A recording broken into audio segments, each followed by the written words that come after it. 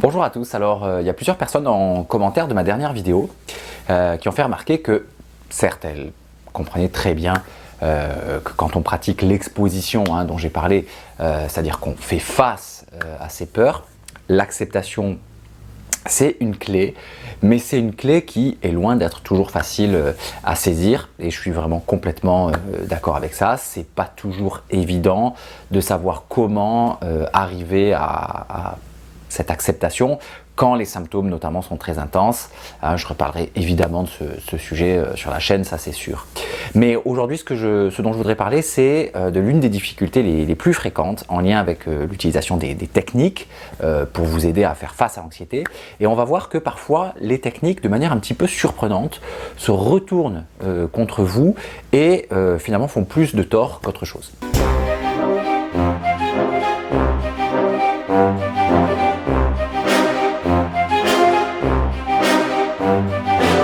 Alors vous savez que j'aime personnellement connaître des techniques. D'ailleurs sur cette chaîne j'ai déjà fait pas mal de vidéos pour vous en présenter un certain nombre.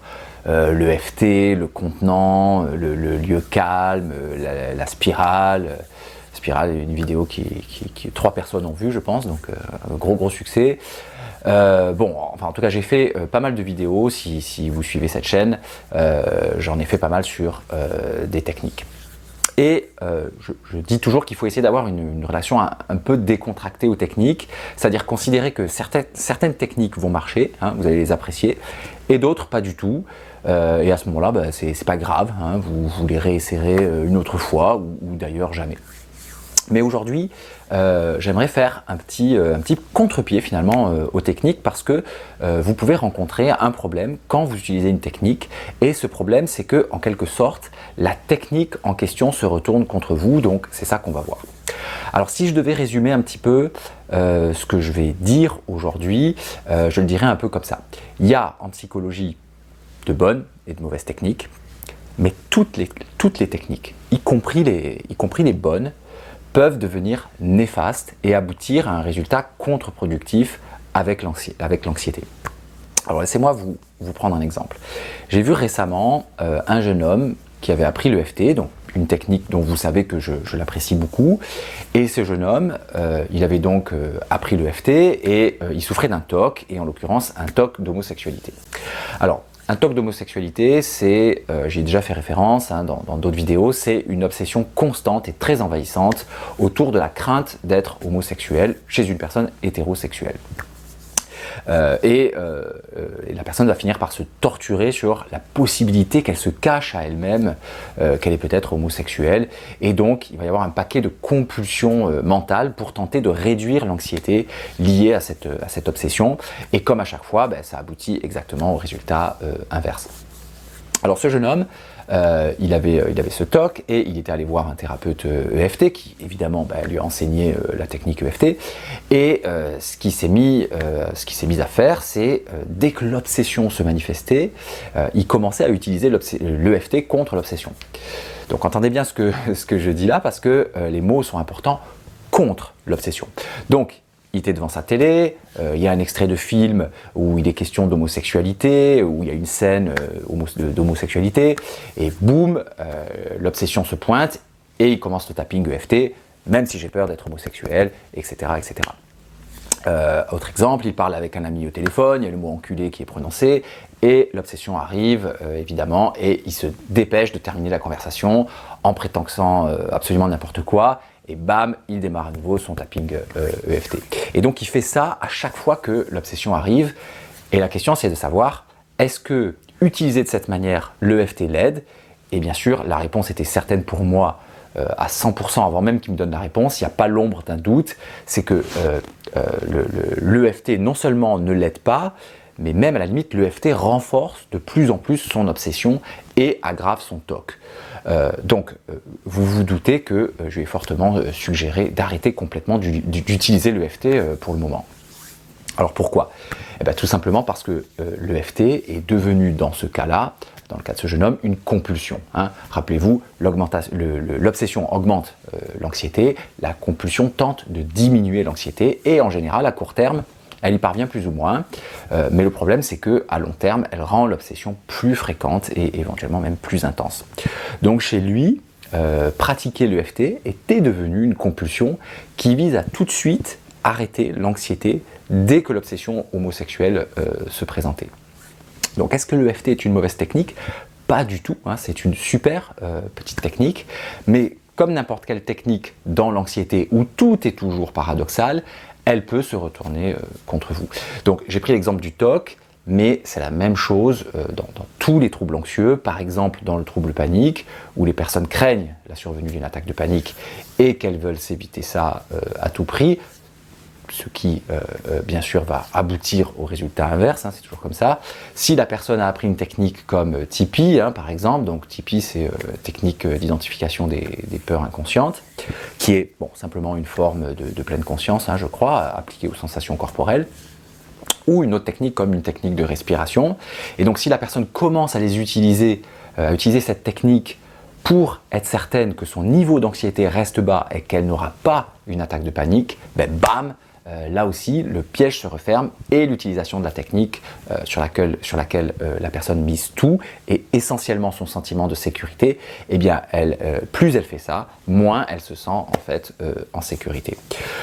Donc je vais vous donner la règle pour utiliser une technique de manière appropriée dans l'anxiété ou dans un trouble anxieux. Donc n'importe quelle technique, que ce soit l'EFT, la respiration diaphragmatique, la cohérence cardiaque, la pleine conscience, tout ce que vous voulez, le but c'est d'utiliser la technique tout en étant anxieux et pas pour arrêter d'être anxieux. Alors je répète parce que c'est vraiment important, le but c'est d'utiliser la technique tout en étant anxieux et pas pour arrêter d'être anxieux. Donc vous me suivez, je pense. Donc le but, ce n'est pas d'utiliser la technique contre l'anxiété. Le but, c'est d'utiliser la technique quand vous êtes anxieux, dans le but d'apprendre à rester en présence de l'anxiété. Hein, ce qui veut dire finalement d'entrer dans une relation nouvelle avec l'anxiété. Une relation dans laquelle vous apprenez non pas à la contrôler, mais justement à cesser de vouloir la contrôler. Donc l'anxiété est présente, j'utilise la technique pour qu'elle m'aide à rester en présence de l'anxiété avec elle, mais pas pour la chasser, pas pour la contrer, pas pour l'arrêter. Hein, encore une fois, comme dans ma vidéo précédente, je vous explique un principe général. Je ne dis pas du tout que c'est facile, hein, je ne dis pas que vous allez y arriver simplement parce que vous allez m'entendre dire ça.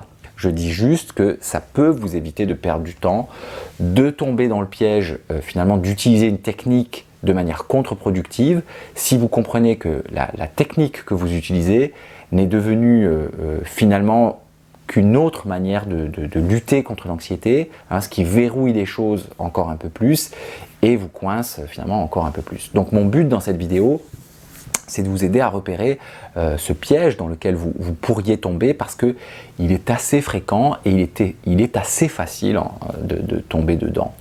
Et pourquoi? Parce que toute forme d'anxiété est associée à cette espèce de sentiment d'urgence. Hein, et qui dit urgence dit qu'on a le sentiment qu'on doit agir dessus, et qu'il faut résoudre la chose au plus vite et précisément c'est ça qui ne marche pas. Donc je vous donne quelques petits trucs pour repérer ce piège. Si vous sentez qu'il y a à l'intérieur de vous une espèce de il faut que j'utilise telle ou telle technique, ou si vous sentez que pendant que vous utilisez la technique en question, vous vous dites il faut que ça marche, ça doit marcher, hein, ou encore si vous vérifiez que la technique marche pendant que vous l'utilisez. Je vous dirais que dans mon expérience, c'est quand même pas mal de bons indicateurs que vous utilisez la technique en question contre l'anxiété, et ça risque d'être problématique. Un autre indicateur qu'on voit souvent, c'est si vous sentez que vous êtes devenu dépendant de la technique en question. Hein, si vous sentez que vous ne pourriez pas vous en passer, hein, méfiez-vous, ça indique souvent que vous pensez que vous ne devez votre salut finalement qu'à cette technique, hein, et donc vous continuez à croire que l'anxiété est dangereuse. Hein, la preuve de ça, c'est que beaucoup de personnes vont développer tout un tas de craintes, hein, et j'en ai déjà parlé, hein, si je continue d'être anxieux comme ça, je vais finir à l'hôpital psychiatrique, ou je vais finir par me faire un cancer, hein, tout ce stress c'est pas bon, ou je vais finir par ruiner ma vie. Hein, bon.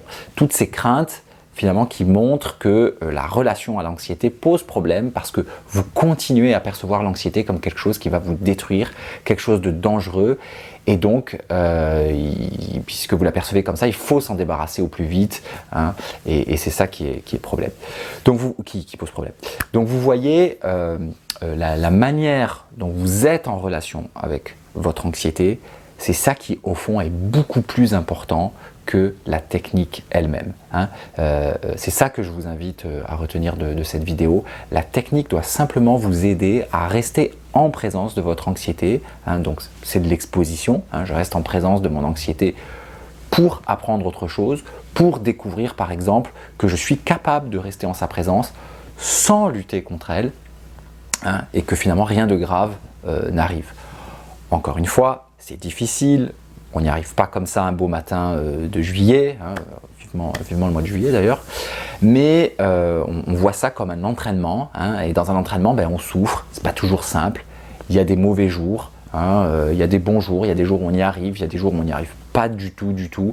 Ça ne veut pas dire qu'on n'y arrivera jamais, ça ne veut pas dire que c'est impossible, ça ne veut pas dire qu'on ne s'en sortira pas, etc.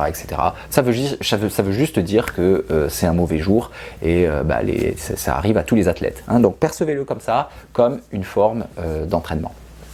Voilà ce que je voulais vous dire pour aujourd'hui. Un autre piège, hein, finalement de l'anxiété, hein, je parle souvent de l'anxiété comme un piège, mais voilà un autre piège, c'est-à-dire que ce qui est censé nous aider, ce qui est censé nous sauver, se retourne contre nous et finalement renforce notre anxiété. Tout dans l'anxiété est toujours super paradoxal. Quand on comprend ça, c'est là qu'il peut y avoir un petit changement d'état d'esprit qui va être nécessaire finalement pour s'en sortir. Voilà ce que je voulais vous dire. Je ne l'ai pas dit, mais pensez toujours à vous abonner à cette chaîne si vous appréciez ces petites vidéos. Si vous mettez un petit like, c'est magnifique.